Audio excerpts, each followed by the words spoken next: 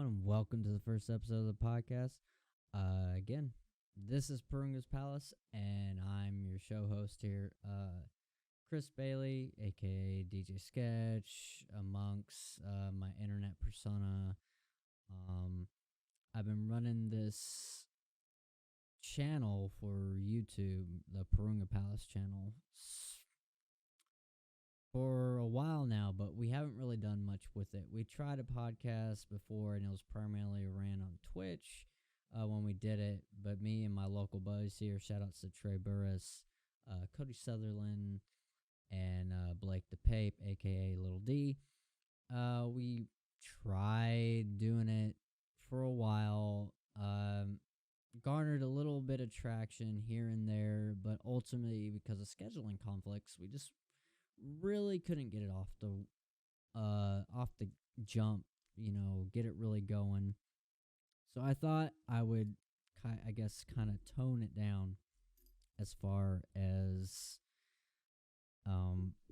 really getting it going, and just do it here myself, and if it garners traction, great. If not, it's something I like to do. So hopefully this will be the start of something, and it can grow into something, and maybe I'll get people to reach out to me who actually want to be on this, and it's not just me here talking your ear off.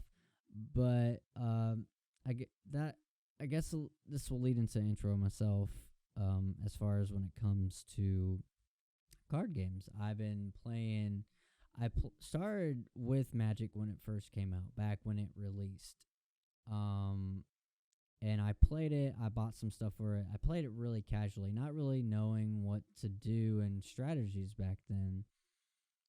Where I really hit it big off as far as playing card games and playing them competitively was Pokemon, coincidentally. My cousin, he got me into that game, and I was hooked from the jump on it.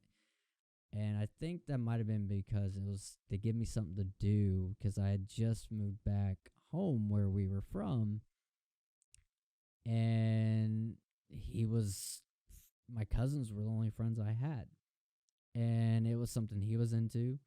So I was like, yes, I'm down.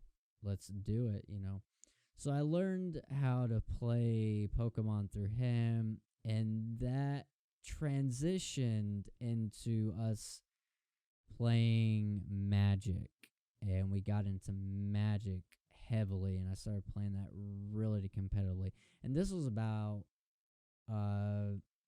pretty much when I hit high school. Him and I played it in high school competitively. I think I got into it more competitively than him as the years went on. And I played it heavily competitively, off and on, for years. And when Dragon Ball Super came out, I was still playing. I had just gotten back into Magic again, playing it competitively. Because, like I said, I was off and on it for years, playing it competitively because of basically real-life obligations. And joining the military, because I am a veteran. I joined the military, and that really hindered me playing Magic competitively. But I got to a point where I could play it again competitively when I was in the military, played it competitively, then got out because the store I was playing at, where I'm at currently, it shut down, and that was it for me. Like, the store shut down, and I just kind of lost interest at that point because I lost playing with my friends. And that's a big aspect of card games, is the socialization and having your friends there. But I did briefly, when I moved to where I'm at now, there was a card shop here, which is now defunct. It's gone. I started playing Magic there competitively again. And then I met a whole nother slew of friends, and they got into Dragon Ball, and I sold my collection of Magic that I had at the time to get into Dragon Ball. And I've been hitting Dragon Ball ever since. We hit the ground running. There was a few hiccups, like when it first came out, the person that introduced it to me didn't really teach me how to play it very well, because he didn't know how to play it very well. So I almost lost interest from there on because every day when I was trying to play, it was just something different every time. And I was like, this is kind of bullshit. It's something different every time. I'm about ready to drop this game. But the core friends that I play with now, which would be Cody, Trey, and Blake that I mentioned and gave shout outs to, they taught me how to play, and I've been pretty much hooked ever since, and we've been playing it ever since. And that was when the game first came out. And so I've loved to see where this game has evolved and what it's currently at now from where it was.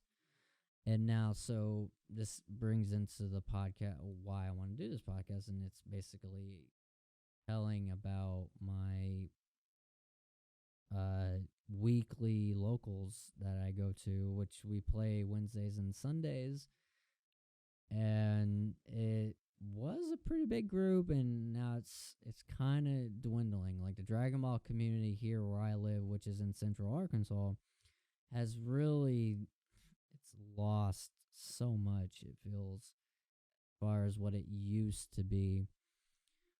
But my locals tonight, we had 7. We had 7 people. And I played. I actually don't own a deck right now. I had to sell the collection I had to sell due to personal issues. I needed money. So I sold the collection I have, and I haven't really replenished that collection. Like I've bought cards here and there for my friends to use, and I've bought some what I thought were good deals, like on the Dragon Ball auction websites. I bought some of those as well, but they're mainly for us to use as a group. Like if say Trey needed something, like I bought 3 topos because I was all like, we need extra topos. Like there's just not enough to go around. So I done that, and I bought some timing regulators, which we haven't actually ended up using. And I did buy I bought a Shenron deck back when that was big, and it was running, Gogeta 7, and also like the Goku Oob Super SCR and stuff like that. But since they pretty much demolished that deck, it's like null and void. But I got some good cards out of it. I got like a playset of Senzu Beans again, and I got the Gogeta 7s, which that card is pretty relevant right now. It's seeing play again, and it's probably never gonna go, seeing as it's gonna be getting a reprint, I believe, in an alti art form. So, but tonight we had 6 people. I played Meta Cooler because that was a deck that was extra that one of our friends at the store had. Shout outs to Willoughby. He knows who he is, and if he's listening, he'll get that shout out. But basically, it was a good deck. I mean, don't get me wrong. It goes wide. It can do stuff, and it actually can run the new Cell SCR. You can successor it out.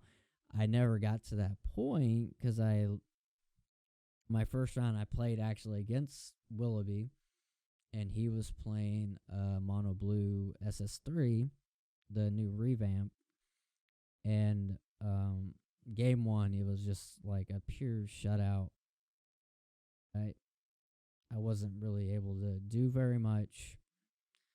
Game 2, I did have a pretty strong turns. Like I almost got him. I was able to almost out aggro him and stuff. And basically, I tried to go wide, but he was able to stabilize, and he got the win. It was a great match. Willoughby's a great deck constructor. He's one of the best players in Arkansas, definitely. And then my game 2, I played against Gogeta Ramp, and that was an interesting match. I could have had him. He was able to stabilize out both games, but I really put a lot of pressure on him. But he was just able to stable out, and his awakened leader skills are just really bad for medical because he can just, if you go into the 7 drop, he can, just place it on the bottom of your deck, and there goes everything under it as well. He also played that Gogeta from the expansion set, I believe. It's the blocker that comes out and it puts all.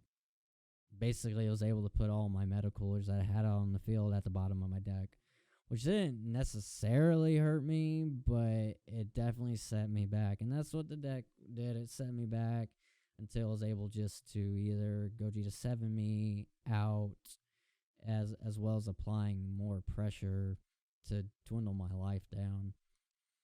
But that guy got it 2-0. And I got to buy the last round because I got last place. It wasn't really the best performance I've had at a locals, but needless to say, it was a good experience. I like trying to play different decks each time because I feel like it broadens your horizon on being able to play the game and knowing the decks. Now, I probably do at some point, especially come October, I believe, is the regional that's going to be in Dallas, and that's the closest one to where I'm at that I'll be able to go to. But I probably need to figure out a deck, but we're going to have stuff releasing between now and then, so I'm kind of hesitant on what I want to play at this point in time. And that's just because we're going to be getting a lot of new stuff, and there's no telling what's going to be like the top meta prevalent decks going into that. Now, I can speculate all day as what it can be, like Surge Piccolo, Surge Goku, Invoker, Successor, Boo. But at the end of the day, since so much is going to be coming out at that point, there's really no telling. But definitely, I need to, and that's what I'm going to be focusing on with the coming stuff that's going to be coming out, and with the set that'll be coming out. Definitely narrowing down what I want to play come that Dallas regional. And I've only been to one other regional, and this was back when Cell Chain was still a thing. And I actually did play androids at that tournament. And it wasn't necessarily the worst call to make. I felt like the deck was really strong and during the format at that time. I probably should have went with an SS3 variant, all things considered. But I had access to Cell, and I thought it was because Cell Chain is just nuts, especially back then. I thought it was a better choice. I didn't end up doing well at that tournament, but it was a good experience, and that's what I really want. I want to try to get top level experiences, and I wish I had the resources and the time to be able to go to these big events. My boy Trey, he was able to go to Vegas with another Dragon Ball Super crew that's here in Arkansas. They're not necessarily central Arkansas based. They're in this town called Jonesboro, which is closer to Tennessee than anything else because we're right near Memphis. But he went with them, and they had a lot of their people got their invites and stuff. Trey unfortunately didn't. But that's just him. He's, subpar. And he'll get that reference if he doesn't end up listening to this, and I hope he does. But the way I have a love and hate for this card game. I love where it's going, but as far as I think the thing that gets me is the card pricing, at least for the top tier decks. And I'm sure this has been beaten to death, and people have made their comment. And it's been beaten to death, and people, I feel like it's a split thing. People are all like, no, the cards aren't expensive. People see it from my point of view. The top rarity cards, like mainly the Dropbox 4 cards, is what I'm referring to, are not. And yes, they'll be getting reprints here, but I definitely think the Raiders Warcry needed a reprint over the Will of Iron, because it's a great card. It's an expensive card to boot because it came out of the Draft Box 4 stuff. And, it's been relevant and needed in a lot of things that run that color. And so I just feel like it needed a reprint over the Will of Iron. That's just my personal opinion. And that's just because the price of them now are just high, and we need them to go down so that everyone has accessibility to be able to make these, high tier decks, take them to events like regionals and stuff. It just feels like a barrier that you have to, it's a barrier that hinders you from being able to perform well at these events. Not to say that, a lower tier deck and that can do well, but for me, if I'm going to go to the event, I want to do my very best, and I want to be able to have access to be able to do my very best. I'm not, I'm just an average Joe. I have a regular job. I don't even get full-time hours at that job currently. So, I like to get the most bang for my buck, and I don't want to have to shell out hundreds of dollars on just single cards when I feel like you should be able to build a deck for that amount, and a deck that performs well. And I know people are like, in comparisons to Magic and stuff, and I should see that it's not really that much.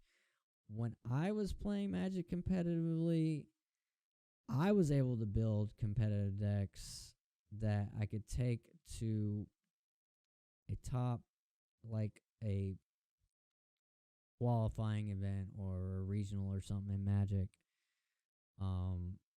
Granted, the tournament scene's a lot different in Magic than when I was playing competitively, but for the price of some of those cards, I was able to build a whole deck that can compete and I could do well with. And I've done it. I have top in Magic. I have top, not like first place, but I have like top 8 placings, top 16 placings and stuff. And they were with, in my opinion, decks that weren't that really expensive. And again, that just might be a sign of the times. I don't know how Magic is currently as far as card pricing wise, so I can't really say if it's more or less. But again, Magic has kind of moved to a online format with the release of Magic Arena. And paper Magic is kind of, I wouldn't say getting brushed to the side. I mean, people still compete in it, but it's definitely making its mark in the online stage. And I that might hit in my, I don't know this, but I would say that would make the paper side of it take a hit as far as price wise. And yeah, Dragon Ball Super booster boxes, they're cheaper in comparison to what a Magic booster box is. Okay, that's great. But are you getting your value out of a Magic booster box than per se a Dragon Ball Super box? I haven't bought a Dragon Ball Super, like an actual booster box of Dragon Ball Super, since like I think it was when the blue Bardock stuff came out. That was the last booster box I actually bought. I haven't bought any new booster boxes because I've kind of moved to where I'm just going to buy singles of stuff that I need, which I'm not even doing right now because I really can't afford it because I don't even have a deck. I'm relying. But, my friends, shout outs to them for being able to have enough cards to where I can have a deck to play as well. And shout outs to people that let me borrow decks. I don't complain when I'm able to borrow a deck.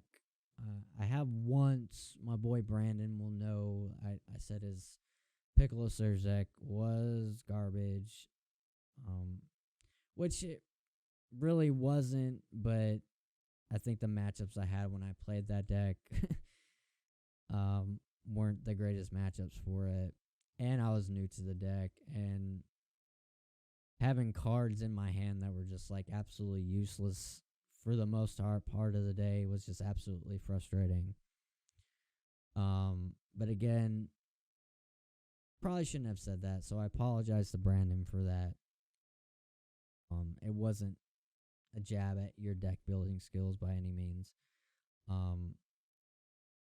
If I were probably to play it now after knowing a little bit more how Surge Piccolo plays, I'd probably play it a whole lot differently, first off. And secondly, now looking back on it, knowing what I remember from the deck, it's not a terrible deck at all in the slightest. It could use some probably better cards that you just don't have because they're expensive. But other than that, it's probably a good deck. So yeah, not having a deck. But I'm gonna get there. I'm gonna get to the point where I can at least have one deck, and I want it to be a top tier deck, something that I can take to an event and do well with, because that's what I want to do. I want to be able to at least say that I am as good at this card game as I was at Magic when I was in my Magic prime. It's this camera here.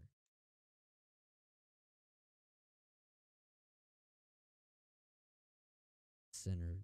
There we go. I think that's better. Hopefully it is.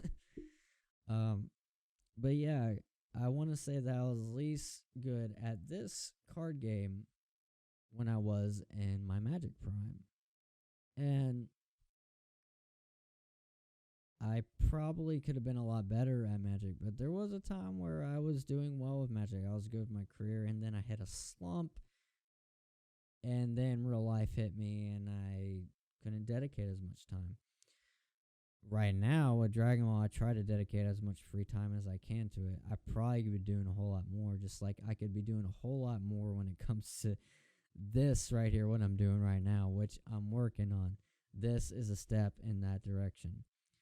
Because I want to be able to, I would like this to turn into something, but you will never know what this can turn into unless you put the time into it. And that was what my problem with this before and with streaming before, is that I haven't been able to put as much, well, not that I haven't been able to, that I just wouldn't, because one reason or another, me being lazy probably is the main culprit to that. But I mean, I have stepped it up. Like I've streamed local tournaments, like for the limited series. We've had the limited series playmat tournaments that we've done at my locals. I've streamed a couple of them. We got a con that the store I play at, they're running, they're doing a con. It's called Centaur Gaming Con,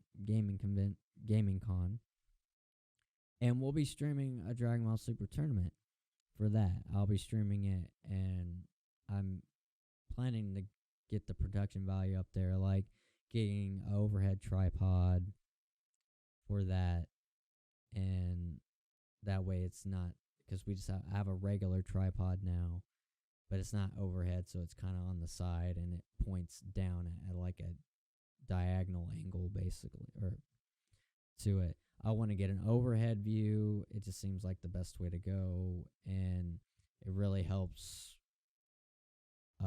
with being able to see every card being played. Excuse me, I'm gonna take a drink. There we go. And I'm probably gonna hit my vape here, so you might hear that. I apologize, but I need it. I need the nicotine.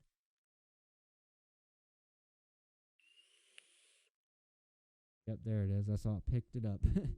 Anyways, um, but yeah, we're gonna be upping the production value on that. For the overhead.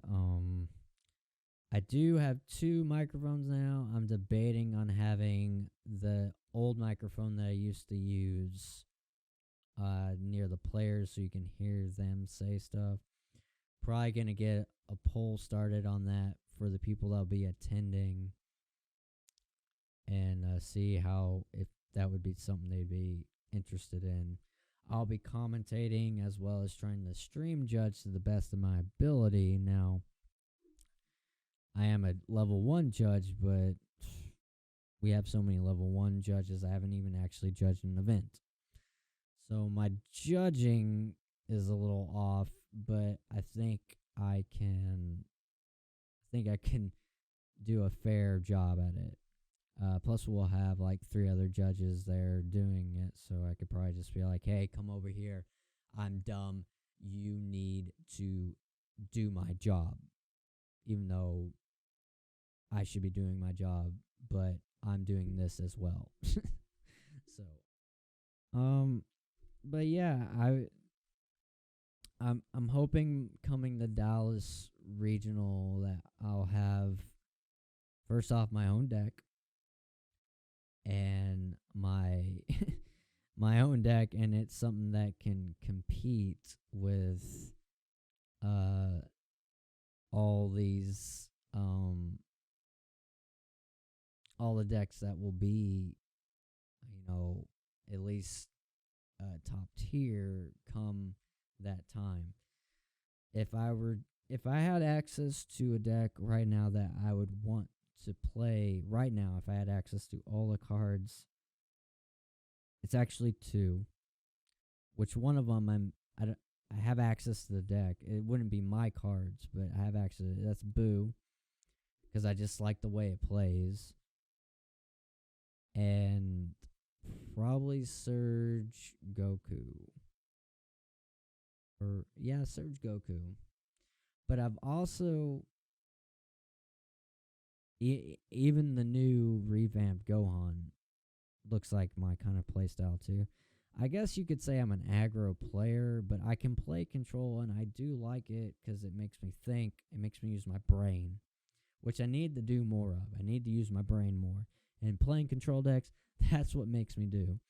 Now, I do like Pat O'Neill's version of Android 21 that he put out there, minus needing the Victory Strike, which you can use, the SS Vegeta as well, which is another, it's an expensive card too, so I'm not sure how I would want that, or I'm not sure if I would be able to get that, but I do like his take on that. It looks like a pretty sick deck for control-wise, and it can do a whole lot of stuff. His take on it really opened my eyes to what Android 21 could be. So, that's something that's something I would want to possibly try as well. I wish I had access to like always just being able to play them. And I know I could do it online on like Untapped or Octagon, but those systems just aren't like as flushed out as I would want them to be. I guess I've been spoiled with like Magic Arena. I don't play Magic Arena all the time, but I have played it, and it's flushed out for the most part. And like Hearthstone, it's a flushed out system. It's hard to like downgrade from that, in my opinion. And that's probably me just being like maybe an elitist in that portion but you know, I would love for there to be an online platform for Dragon Ball and it be a fleshed out system. That would be great. Bandai should like look into that. Maybe not now, but like down the road if this game survives for longevity purposes and like they're able to do that, that would be great. Um, but but another thing I like about card games is it's like for me it's like a social hobby. Like it gets me because like I'm a big PC gamer and most of the PC games like I don't play with friends. I play them alone, and I think that's like because they're MMOs primarily. Like I'm playing Division 2 right now, which is not like an MMO, but it's like a looter shooter MMO ish. And I play it alone. Like I'll random match like certain things in that game to do for activity wise, but like then I just leave. Like you know, I don't know what it is. I guess I like to play games at my own video games at my own pace, and I feel like if I play with other people that maybe are not my like friends, I feel like they just hold me back. So I don't know. But for me, a the fit like the Dragon Ball Super is like my social hobby. Like it gets me out of the house, it gets me interacting with people, and it's a way to make friends. I mean, without trading card games, like I would have never met my boy Trey. I would have never met Cody. I would have never met Blake. I would have never met all these people just in my area, and that are like people I hang out with on a regular basis. I would never have met them without that. So that's why I like the physical portions of these games as opposed to the digital, because it's a different interaction, it's a different experience playing them in real life as opposed to um over the internet. It's just a different experience. And that's another reason why I want to go to like a big event so I can meet all these great people of the community. I would love to meet them. It's like even if going to a big event and not doing well, I feel like I would get a lot out of it from being able to rub elbows with these people and you know rub elbows with them and see everything from their side and just being able to communicate with them. I just think that would be great. Because I would love to meet all these people my friends have met, and I'd love to play against some of them. It's an experience I have yet to have, and for as long as I've played this card game, just being able to do that one time would be fulfilling. And I'm hoping to get that opportunity one of these days. I'm hoping I can get to an event where there's going to be big names of the community there and just, be able to shake their hand and, do a selfie or something, and as opposed to just seeing them through YouTube or a live stream and stuff like that. Meeting someone is like it's just a whole different experience, and I feel like it's a more person, like you just get to know someone. And I would like to not to say I'd love to meet everyone in this community, everyone who makes this community great and what it is. I would love to meet all of them, but I, like everyone probably throughout the most of the community that can't get to these events, just like once, that would probably make their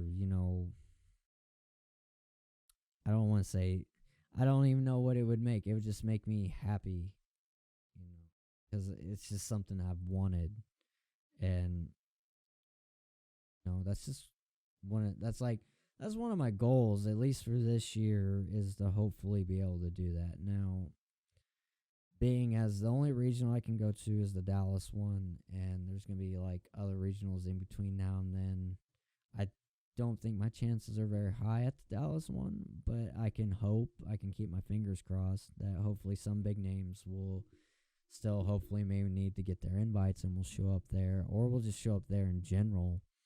I would really like that, and I'm hoping I get that opportunity. What else? Um, I do want to say, I was like a couple weeks ago, up to a month ago, I was gonna almost release a rant video about like the lack of budget options in this game. And then the great people at like 3XG and Crossroll TCG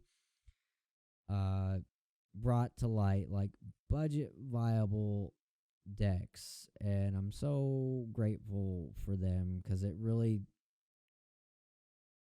gave me a 180 perspective of like budget viable decks that you can take and then be at least definitely locals competitive, and with some minor tweaks, maybe even like regional uh uh regional ready decks. I mean, Boo in essence is not very expensive as far as like, but it's like a tier 2 deck, but it's definitely like a budget option. Like the deck's really not that expensive if you get down the nooks and crannies, if you don't want to like max rarity. It's not that expensive. Excuse me.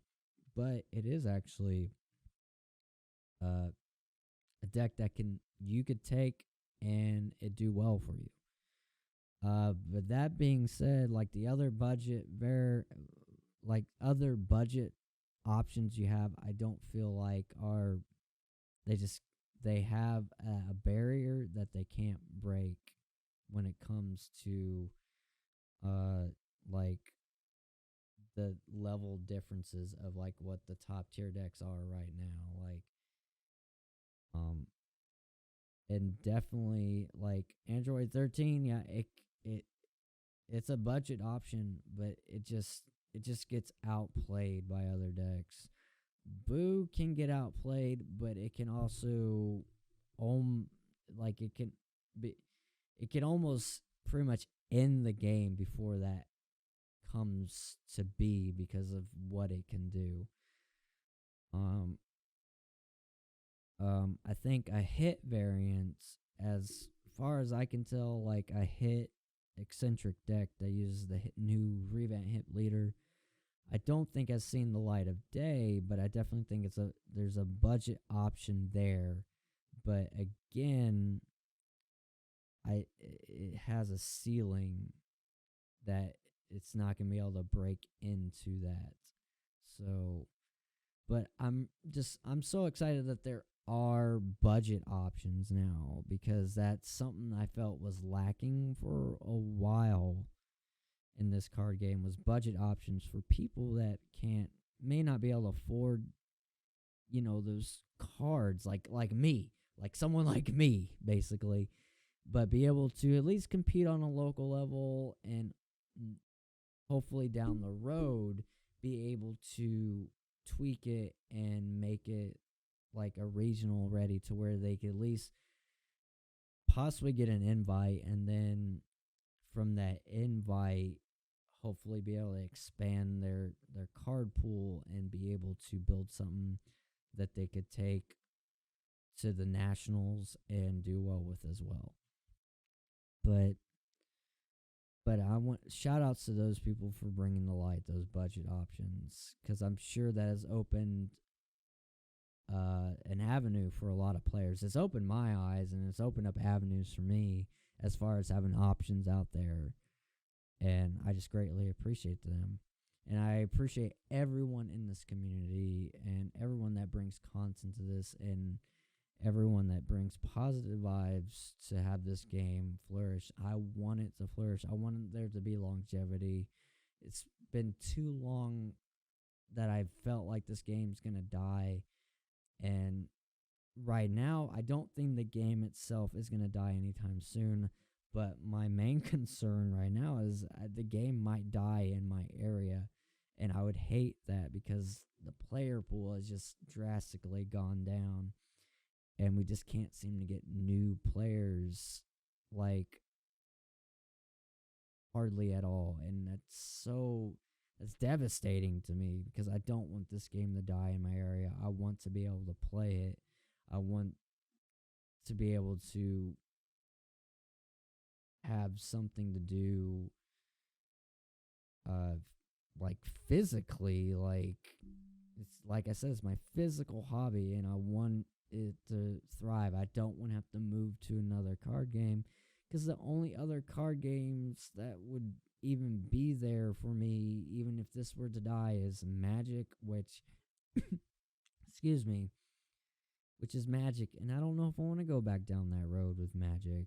I hear Standard's not even at a good spot right now, and that would be the format I have to break into. Maybe Commander, but excuse me, Commander, from what I've seen, just does not seem like my cup of tea. I like competitiveness, and Commander just seems casual. I might be wrong in that. I haven't done much research on it, but to me, it just seems more casual than I want it to be. And then there's Yu-Gi-Oh, which I dabble in, like, very little dabbling, but you know, they don't seem like they have, like, their tournaments seem hit or miss around here too. So, and plus that card game, I mean, yeah, there's budget options. Like, I have Pendulums right now. It's been budget friendly for me, but again, it has a ceiling, but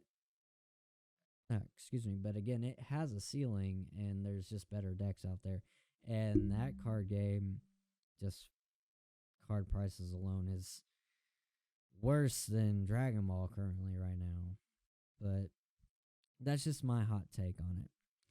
But I think I'm going to end this first one here. We've gone for 40 plus minutes. That's not too bad for a first one.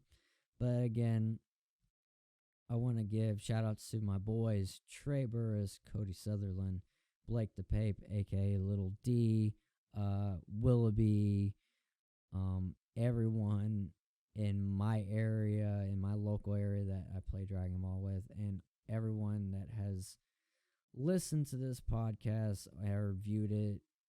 Just, I thank you for that, and make sure to check out my social medias.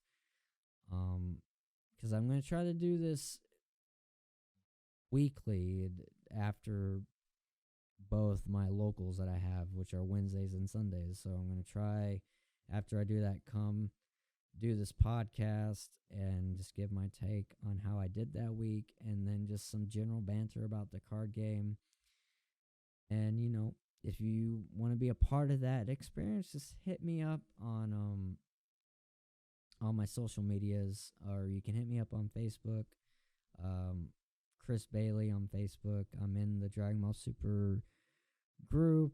You can look me up there. You can direct message me there, or you can send me an email at porungaspalace@gmail.com, and I'll get back to you. But again, I want to just say thank you for everyone. I think this has been a great first podcast, and I hope you can coming back. You guys take care, and we'll see you on the next one.